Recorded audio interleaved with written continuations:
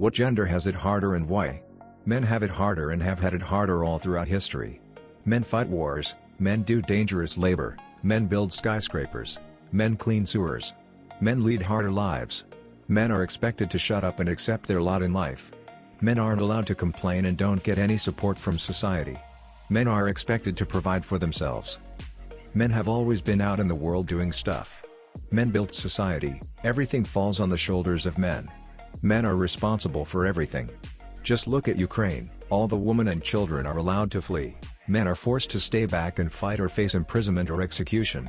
Look at the Titanic, women and children allowed to flee. Men must stay back simply because they're men.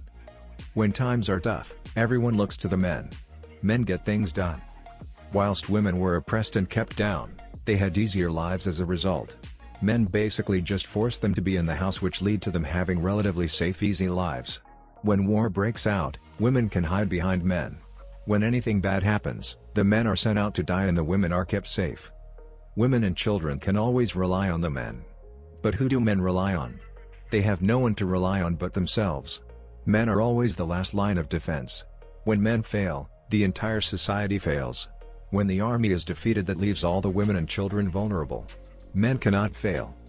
If you look back at all of history, it was men that lead tough, short, brutal lives. Men had the hardest hardships.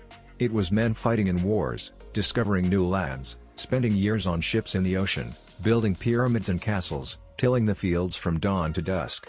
That doesn't mean women had more enjoyable lives, but their lives were certainly easier and simpler. Men are expendable meat tools. We are the backbone of society. Even in the feminized West, if war ever broke out, men would be drafted and expected to fight to the death, not women. When a crisis happens, men are always expected to step up. You will never see a crisis where men can step back and women do all the work. It just doesn't work like that. It's men out there doing all the work.